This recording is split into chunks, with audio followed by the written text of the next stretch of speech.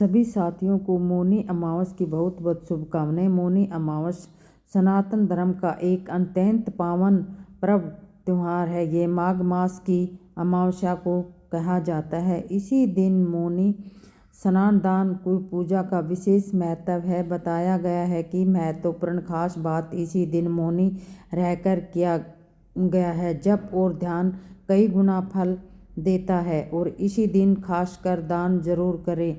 अन्न, वस्त्र, काले तिल, गुड़, चावल, कंबल का धन का दान करें।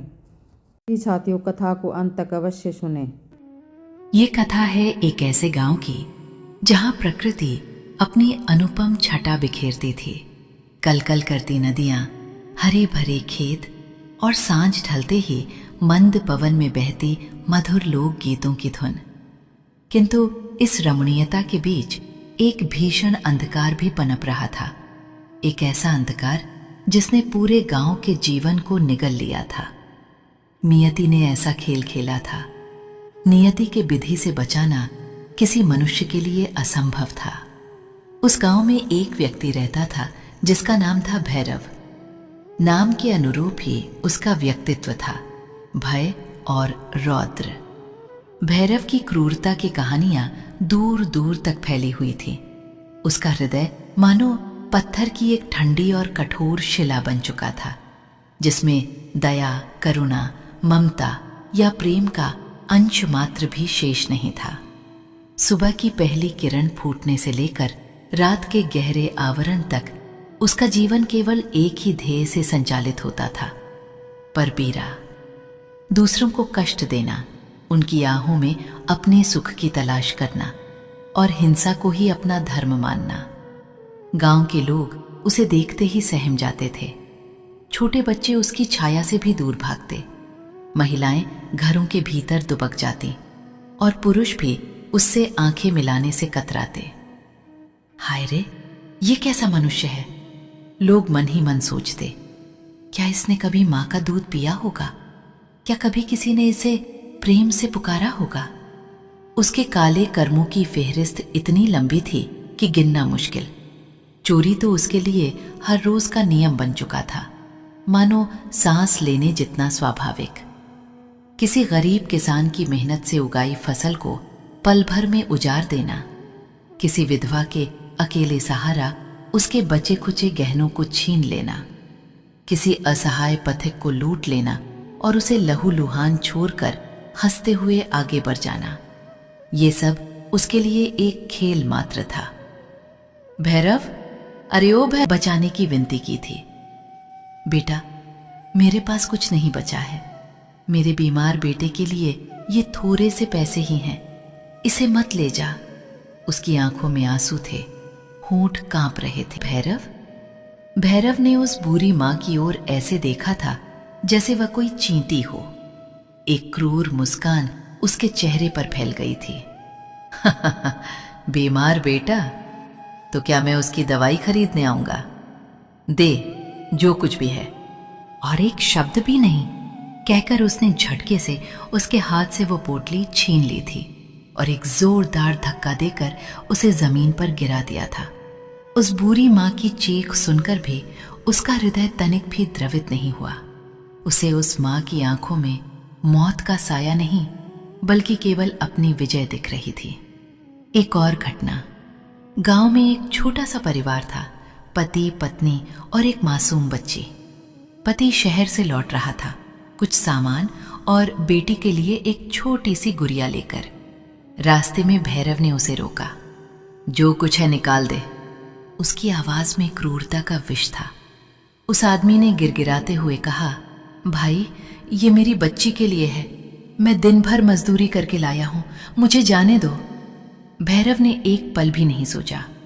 उसने उस आदमी पर तलवार से वार कर दिया, उसे घायल करके उसके सारे पैसे और यहां तक कि वो नन्ही सी गुड़िया भी छीन ली। वो घायल आदमी जमीन पर पड़ा छटपटाता रहा, पर भैरव ने पीछे मुड़कर भी नहीं देखा। उस रात उस परिवार ने जो दर्द झेला था, उसकी कल्पना भी नहीं की जा सकती। उस नन्ही बच्ची ने अपने पिता को लहूलुहान देखा, मां को बिलखते देखा। बाप रे बाप, ऐसा राक्षस तो कभी देखा ही नहीं। गांव के लोगों के मुंह से यही निकलता था। भैरव के लिए लोगों को सताना, उनकी चीखें सुनना, उनकी बेबसी देखना, यही उसके जीवन का एकमात्र आनंद था। उसके भीतर करुणा का बीज सूख चुका था। दया का फूल कभी खिला ही नहीं था। वो जानता था कि लोग उससे नफरत करते हैं, उससे डरते हैं, पर उसे इसकी परवाह नहीं थी। उसे लगता था कि यही उसकी शक्ति है। मैं ही सबसे बलवान हूं, वो मन ही मन दहाड़ता। एक दिन जब गांव के लोग अपने दैनिक कार्यों में लीन थे और भैरव अपनी अगली कुत्सित योजना बुन रहा था, एक संत गांव में पधारे। वे एक तेजस्वी महात्मा थे, जिनके मुखमंडल पर अद्भुत शांति और तेज था। उनकी आंखों में ऐसी करुणा थी जो किसी भी पत्थर को पिघला सकती थी। गांव के लोग उनके चरणों में झुके और उनसे अपनी व्यथा सुनाई। महाराज, हम एक राक्षस के आतंक से पीड़ित हैं। एक भैरव नाम का दुरात्मा है जिसने हमारा जीना दूभर कर रखा है। हमें बचाओ प्रभु। संत ने धैर्यपूर्वक सब कुछ सुना। उनकी शांत आंखें गांव के भय और दुख को पहचान रही थीं। उन्होंने पूछा, वो कहाँ है? लोगों ने भयभीत होकर भैरव के ठिकाने की ओर इशारा किया। संत बिना किसी भय या संकोच के भैरव के पास जा पहुंचे। भैरव उस समय अपनी अगली चोरी की योजना बना रहा था। उसने संत को देखा। उसकी आंखों में वही क्रूरता और उपहास था। क्या है बाबा, यहां क्या भीख मांगने आए हो? मेरे पास देने को कुछ नहीं है सिवाय लाठियों के, भैरव ने धृष्टता से कहा। संत मुस्कुराए। उनकी मुस्कान में ऐसी दिव्यता थी कि भैरव भी एक पल के लिए सहम सा गया। पुत्र, मैं तुझसे कुछ मांगने नहीं आया, मैं तो तुझे कुछ देने आया हूं। जीवन का मार्ग। जीवन का मार्ग? मेरा मार्ग तो मैंने स्वयं बना लिया है। मैं किसी के बताए रास्ते पर नहीं चलता। भैरव ने ठहाका लगाया। तेरा मार्ग तुझे कहाँ ले जा रहा है पुत्र? क्या तुझे कभी शांति मिलती है? क्या तेरी आत्मा कभी तृप्त होती है? संत की आवाज में एक अजीब सा जादू था। भैरव ने पहली बार अपने भीतर एक अजीब सी बेचैनी महसूस की, पर उसने उसे तुरंत दबा दिया। शांति, तृप्ति, ये सब कमजोरों के लिए है बाबा। मैं इन सब में विश्वास नहीं करता। पुत्र, तूने जीवन भर पाप किए हैं। तेरे कर्मों का बोझ इतना बढ़ गया है कि अब तेरी आत्मा भी करा रही होगी। भले ही तू उसे सुन न पा रहा हो, पर अभी भी समय है। नियति ने तुझे एक अवसर दिया है, एक आखिरी अवसर। भैरव को संत की बातें सुनकर अजीब सा क्रोध आ रहा था, पर उसकी आंखों में पहली बार एक हल्की सी जिज्ञासा भी थी। कैसा अवसर? संत ने धीमे से कहा। अगले सप्ताह मौनी अमावस्या है। उस दिन तू गंगा तट पर जाना। वहां सुबह से शाम तक पूरे दिन मौन धारण करना। एक भी शब्द नहीं बोलना, मन से भी नहीं। और संध्या काल में उस पवित्र मौन के साथ गंगा में स्नान करना। यदि तूने ये कर लिया तो तेरी आत्मा के पापों का बोझ कुछ कम हो सकता है। भैरव को संत की बात बेतुकी लगी। मौन? वो जो हर समय अपनी शक्ति का प्रदर्शन करता था, जो हर पल दूसरों को धमकाकर अपनी बात मनवाता था, वो चुप रहेगा? मौन? मैं? ये तुम क्या कह रहे हो बाबा? ये मेरे बस की बात नहीं है। बस की बात क्यों नहीं है पुत्र? ये तो तेरी आत्मा की मुक्ति का प्रश्न है। एक दिन का मौन और गंगा मैया का स्नान, क्या ये तेरे जीवन भर के पापों से मुक्ति पाने का छोटा सा मूल्य नहीं है? संत ने उसकी आंखों में झांकते हुए कहा। उनकी आंखों में ऐसी दृढ़ता थी कि भैरव उन्हें टाल नहीं पाया। कुछ तो था उस संत में जिसने भैरव के कठोर हृदय में पहली बार एक छोटी सी दरार डाली थी। ठीक है, मैं कोशिश करूंगा। भैरव ने बेमन से कहा, पर उसके भीतर एक अजीब सी बेचैनी थी। संत मुस्कुराए और अपना आशीर्वाद देकर आगे बढ़ गए। मौनी अमावस्या का दिन आया। भैरव ने रात भर चैन की नींद नहीं ली थी। सुबह उठते ही उसके मन में उथल पुथल मच गई। मौन? भला ये कैसे होगा? उसके मन में हजारों विचार उमड़ घुमर रहे थे, पर संत के शब्द उसके कानों में गूंज रहे थे। तेरी आत्मा की मुक्ति का प्रश्न है। एक अजीब सी शक्ति उसे गंगा तट की ओर खींच रही थी। वो धीरे धीरे गंगा किनारे पहुंचा। सुबह का समय था। कुछ लोग स्नान कर रहे थे, कुछ पूजा पाठ। भैरव एक शांत स्थान पर जाकर बैठ गया और फिर उसने स्वयं को मौन धारण करने का आदेश दिया। पहला घंटा, दूसरा घंटा। उसके लिए एक एक पल सदियों सा बीत रहा था।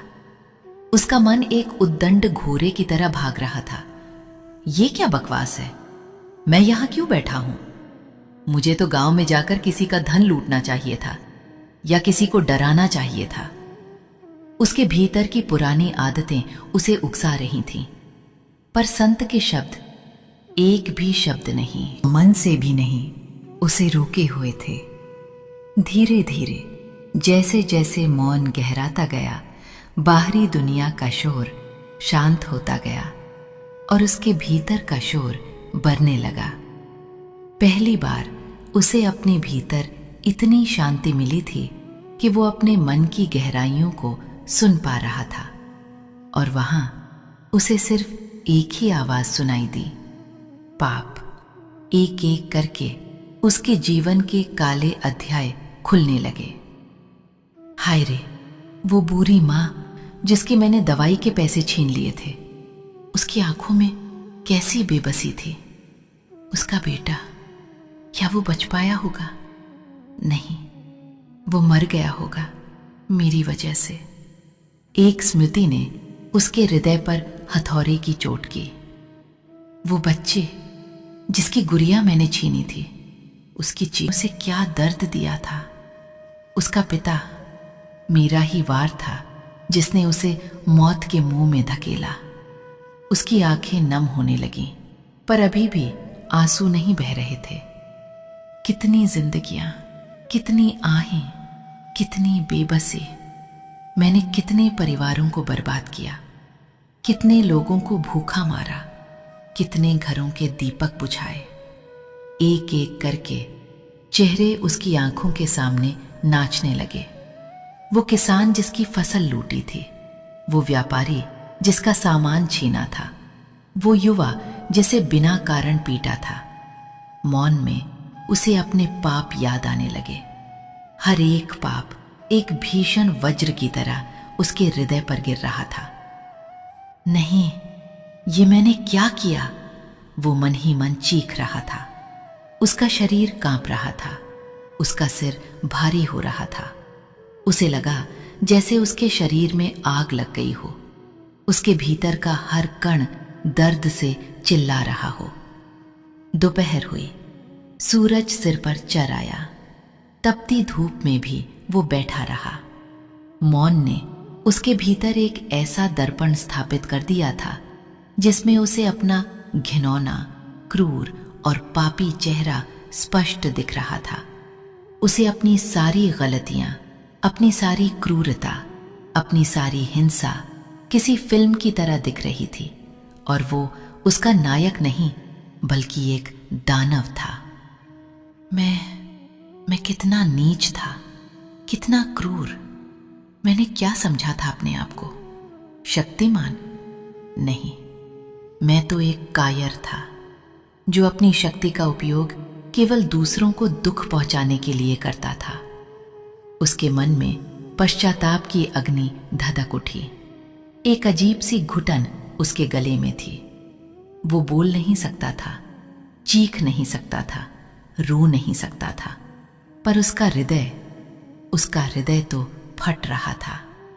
और फिर जैसे किसी ने बांध तोड़ दिया हो, उसकी आंखों से आंसू बह निकले। टप टप टप, गरम आंसू। जो उसके गालों से होते हुए जमीन पर गिर रहे थे। ये आंसू केवल दर्द के नहीं थे, ये आंसू जीवन भर के संचित पापों के भार के थे, पश्चाताप की अग्नि में तपकर पिघले हुए हृदय के थे। वे आंसू उसके भीतर की सारी गंदगी को बहा ले जाने को आतुर थे। गंगा तट पर वो मौन ही रहा, पर उसके मन में एक तीव्र पुकार गूंज रही थी, क्षमा, हे प्रभु, क्षमा। हे गंगा मैया, मुझे क्षमा कर दो। मैं पापी हूं, मैं अधर्मी हूं, मुझसे भयंकर भूल हुई। मुझे अपने पापों से मुक्ति दो। उसकी आत्मा बिलख रही थी। वो अपनी आंखों से बहते आंसुओं को रोक नहीं पा रहा था। ये आंसू उसके जीवन के सबसे पवित्र आंसू थे, जो उसके हृदय को धोने का प्रयास कर रहे थे। संध्या होने लगी थी। सूरज की किरणें धीमी पड़ रही थीं। गंगा का जल सुनहरी आभा से जगमगा रहा था। भैरव का शरीर कांप रहा था, पर उसका मन अब शांत होने लगा था, जैसे तूफान के बाद का समुद्र।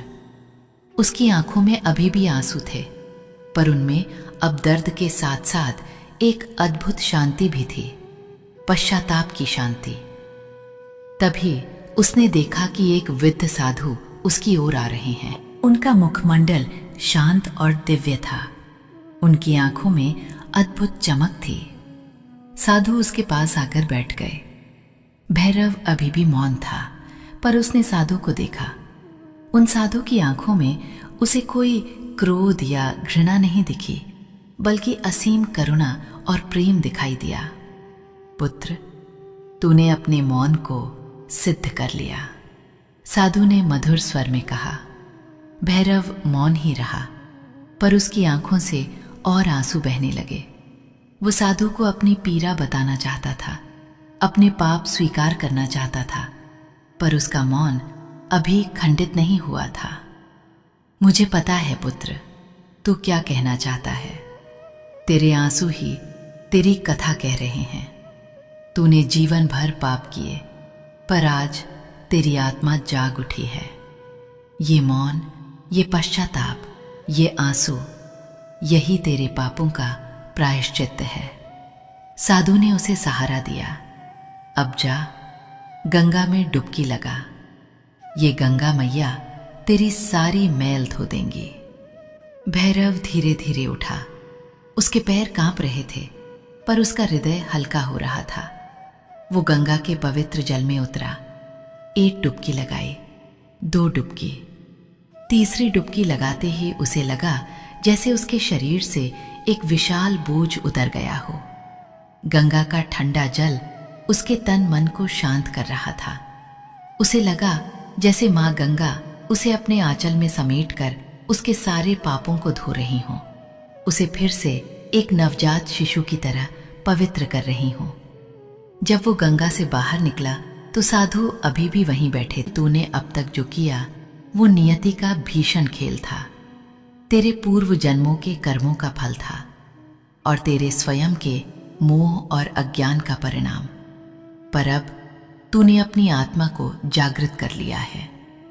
तूने आज भगवान को मौन पुकार लगाई है और उन्होंने तेरी सुन ली है। भैरव पहली बार बोला। उसकी आवाज थरथरा रही थी। महाराज, मैं बहुत पापी हूं। मुझसे भयानक भूल हुई है। क्या मुझे कभी मोक्ष मिल पाएगा? क्या मेरे पाप माफ हो सकते हैं? साधु ने प्रेम से उसके सिर पर हाथ फेरा। पुत्र, भगवान विष्णु दया के सागर हैं। वे केवल पश्चाताप देखते हैं। तूने सच्चे हृदय से पश्चाताप किया है। जान ले, मैं कोई सामान्य साधु नहीं, मैं स्वयं भगवान विष्णु हूं, जो तेरी आत्मा की पुकार सुनकर यहां आया हूं। तेरा ये मौन, तेरे ये आंसू, तेरी ये पश्चाताप की अग्नि। आप, उसकी आंखों में श्रद्धा और कृतज्ञता के आंसू थे। हां पुत्र, अब तू वापस जा। ये मत सोचना कि तेरे सारे पाप एक ही दिन में धुल गए।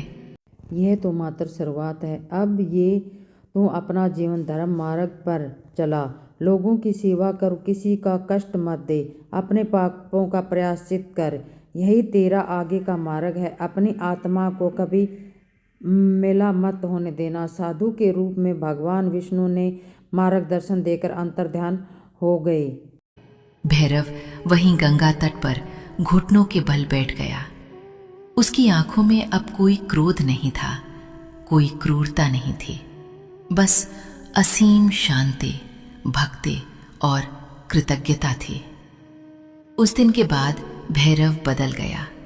वो वही भैरव था, पर अब उसका हृदय पिघल चुका था। वो गांव में वापस लौटा, पर अब वो लोगों को डराता नहीं था, बल्कि उनके पैरों में झुककर अपनी गलतियों के लिए क्षमा मांगता था। मुझे माफ कर दो भाइयों बहनों, मैंने तुम सब पर बहुत अत्याचार किए हैं। मैं एक पापी था, मुझे माफ कर दो। उसकी आंखों में सच्चे आंसू थे। शुरू में लोगों को विश्वास नहीं हुआ। ये नाटक कर रहा है, ये फिर कोई नई चाल चल रहा है। पर जब उन्होंने देखा कि भैरव सचमुच बदल गया है, वो अब चोरी नहीं करता, किसी को सताता नहीं, बल्कि दिन रात दूसरों की सेवा करता है, तो उनका हृदय भी पिघलने लगा। वो बुरी माँ जिसके बेटे के पैसे उसने छीने थे, भैरव ने उसकी सेवा की, उसकी देखभाल की। उस बच्ची के परिवार से भी उसने क्षमा मांगी और उनके लिए सब कुछ किया जो वो कर सकता था। भैरव ने अपना शेष जीवन तपस्या और सेवा में समर्पित कर दिया। उसने एक छोटी सी कुटिया बनाई और वहीं रहकर लोगों की मदद करता।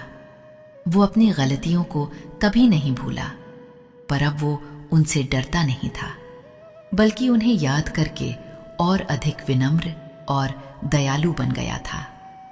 वो एक नया इंसान बन चुका था, जिसने अपने भीतर के पापी को मारकर एक संत को जन्म दिया था। और इस प्रकार नियति का वो भीषण चक्रव्यूह जो भैरव को अंधकार में धकेल रहा था, मौनी अमावस्या के एक मौन और पश्चाताप भरे दिन ने तोड़ दिया। एक पापी की मौन पुकार को भगवान विष्णु ने सुना और उसे मुक्ति का मार्ग दिखाया। ये कथा हमें सिखाती है कि चाहे मनुष्य कितना भी गिर जाए, कितनी भी पाप कर ले, यदि वो सच्चे हृदय से पश्चाताप करे और प्रभु की शरण में जाए, तो उसके लिए मुक्ति के द्वार सदैव खुले रहते हैं। भगवान की करुणा असीम है और वे अपने हर भक्त को, चाहे वो कितना भी पापी क्यों ना हो, क्षमा कर देते हैं। बस उस क्षमा को मांगने की सच्ची लगन और मौन पुकार होनी चाहिए। प्रिय साथियों, इस वीडियो में मौनी अमावस के पावन व्रत कथा यही पर